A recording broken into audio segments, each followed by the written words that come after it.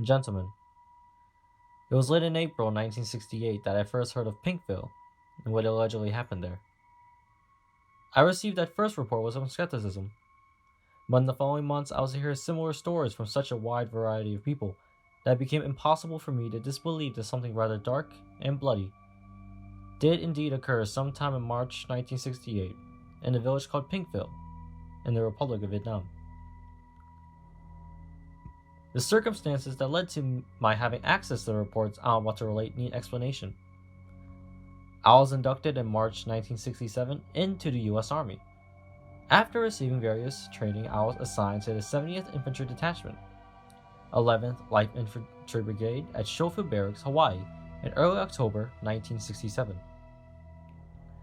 That unit, the 70th Infantry Detachment, was disbanded a week before the 11th Brigade shipped out for Vietnam on the 5th of December 1967. All of the men from whom I later heard reports of the Pinkville incident were reassigned to C Company, 1st Battalion, 20th Infantry, 11th Light Infantry Brigade. I was reassigned to the Aviation Section of Headquarters, Company 11th LIB. After we had been in Vietnam for 3 to 4 months, many of the men from the 70th Infantry Detachment began to transfer into the same unit, E Company, 51st Infantry. In late April 1968, I was awaiting orders for a transfer from HHC, 11th Brigade to Company E, 51st Infantry, when I happened to run into Private First Class Butch Groover, whom I had known in Hawaii.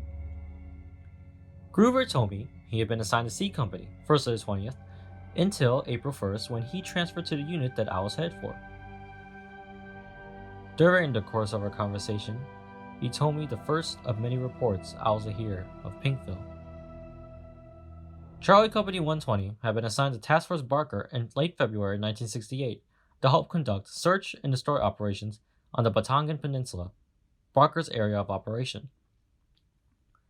The task force was operating out of LF Dottie, located 5 or 6 miles north of Quang Ngai City on Vietnamese National Highway 1. Groover said that Charlie Company had sustained casualties, primarily from mines and booby traps, almost every day from the first day they arrived on the peninsula. One village area was particularly troublesome and seemed to be infested with booby traps and enemy soldiers. It was located about 6 miles northeast of Quang Ngai City, at approximate coordinates BS 723795. It was a notorious area, and the men of Task Force Barker had a special name for it. They called it Pinkville. One morning in the latter part of March, Task Force Barker moved out from his firebase headed for Pinkville. Its mission? Destroy the trouble spot and all of its inhabitants. When Butch told me this, I didn't quite believe that what he was telling me was true, but he assured me that it was, and went on to describe what had happened. The other 2 companies that made up the task force cordoned off the village so that Charlie Company could move through to destroy the structures and kill the inhabitants. Any villagers who ran from Charlie Company were stopped by the encircling companies. I asked Butch several times if all the people were killed. He said that he thought they were. Men, women, and children. He recalled seeing a small boy, about 3 or 4 years old, standing by the trail with a gunshot wound in one arm. The boy was clutching his wounded arm with his other hand while blood trickled between his fingers. He was staring around himself in shock and disbelief at what he saw. Quote, he just stood there, with big eyes staring around like he didn't understand. He didn't believe what was happening. Then the captain's radio operator put a burst of M16 rifle fire into him. End quote. It was so bad, Groover said, that one of the men in his squad shot himself in the foot in order to be medevaced out of the area so that he would not have to participate in the slaughter. Although he had not seen it, Groover had been told by people he considered trustworthy that one of the company's officers, 2nd Lieutenant Cowie, had rounded up several groups of villagers, each group consisting of a minimum of 20 persons of both sexes and all ages. According to this story, Callie then machine gunned each group. Groover estimated that the population of the village had been 300 to 400 people, and that very few, if any, escaped. After hearing this account, I couldn't quite accept it. Somehow, I just couldn't believe that not only had so many young American men participated in such an act of barbarism, but that their officers had ordered it. There were other men in the unit I was soon to be assigned to, E Company, 51st Infantry, who had been in Charlie Company at the time that Groover alleged that the incident at Pinkville had occurred. I became determined to ask them about Pinkville, so that I might compare their accounts with Private First Class Groover's. When I arrived at Echo Company, 51st Infantry, the first men I looked for were Private First Class Michael Terry and William Doherty. Both were veterans of Charlie Company 120 and Pinkville. Instead of contrasting Butch Groover's story, they corroborated it, adding some tasty tidbits of information of their own. Terry and Doherty had been in the same squad, and their platoon was his third platoon of C Company that passed through the village.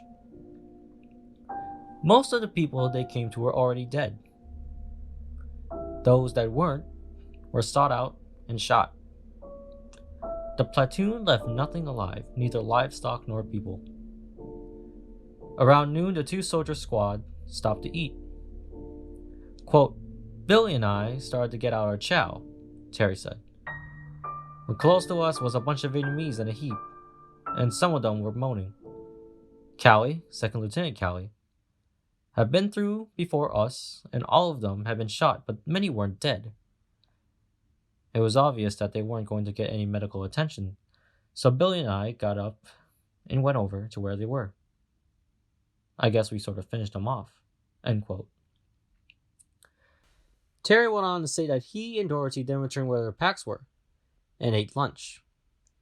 He estimated the size of the village to be 200 to 300 people. Doherty thought that the population of Pinkville had been 400 people. If Terry, Doherty, and Groover could be believed, then not only had Charlie Company received orders to slaughter all the inhabitants of the village, but those orders had come from the commanding officer of Task Force Barker, or possibly even higher in the chain of command. Private First Class Terry stated that when Captain Medina, Charlie's Company's commanding officer, Captain Ernest Medina, issued the order for the destruction of Pinkville, he had been hesitant, as if it were something he didn't want to do but had to. Others I spoke to concurred with Terry on this. It was June before I spoke to anyone who had something of significance to add to what I had already been told of the Pinkville incident. It was the end of June, 1968, when I ran into Sergeant Larry LaCroix at the USO in July. LaCroix had been in 2nd Lieutenant Callie's platoon on the day Task Force Barker swept through Pinkville. What he told me verified the stories of the others, but he also had something new to add. He had been a witness to Callie's gunning down of at least 3 separate groups of villagers. Quote, It was terrible. They were slaughtering the villagers like so many sheep. End quote. Callie's men were dragging people out of bunkers and hooches and putting them together in a group. The people in the group were men, women, and children of all ages. As soon as he felt that the group was big enough, Callie ordered an M60 machine gun set up and the people killed. LaCroix said he bore witness to this procedure at least 3 times. The 3 groups were of different sizes, one of about 20 people, one of about 30 people, and one of about 40 people. When the first group was put together, Callie ordered Private First Class Torres to man the machine gun and opened fire on the villagers that had been grouped together. This Torres did, but before everyone in the group was down, he ceased fire and refused to fire again. After ordering Torres to recommence firing several times, Lieutenant Callie took over the M60 and finished shooting the remaining villagers in that first group himself. Sergeant LaCroix told me that Callie didn't bother to order anyone to take the machine gun when the other 2 groups of villagers were formed. He simply manned it himself and shot down all villagers in both groups. This account of Sergeant LaCroix confirmed the rumors that Groover, Terry, and Dorothy had previously told me about Lieutenant Cowley. It also convinced me that there was a very substantial amount of truth to the stories that all of these men had told. If I needed more convincing, I was to receive it. It was in the middle of November 1968, just a few weeks before I was to return to the United States for separation from the Army, that I talked to Private First Class Michael Bernhardt. Bernhardt had served his entire year in Vietnam in Charlie Company 120, and he too was about to go home.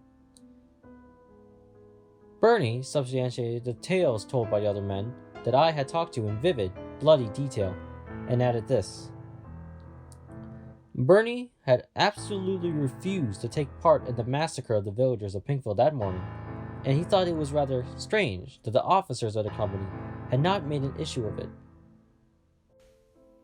But that evening, quote, Medina, Captain Ernest Medina, came up to me and told me not to do anything stupid, like write to my congressman, end quote, about what had happened that day.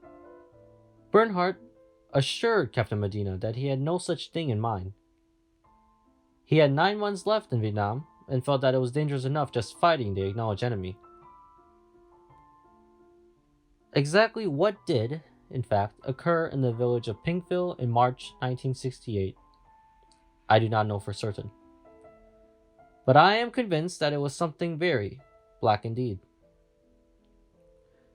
I remain irrevocably persuaded that if you and I do truly believe in the principles of justice and the equality of every man, however humble, before the law, that form the very backbone that this country is founded on, then we must press forward a widespread and public investigation of this matter with all our combined efforts. I think that it was Winston Churchill who once said, "A country without a conscience is a country without a soul." I have considered sending this to newspapers, magazines, and broadcasting companies, but I somehow feel that investigation and action by the Congress of the United States is the appropriate procedure. And, as a conscientious citizen, I have no desire to further besmirch the image of the American servicemen in the eyes of the world. I feel that this action, while probably it would promote attention, will not bring about the constructive actions that the direct actions of the Congress of the United States would. Sincerely, Ron Ridenhour.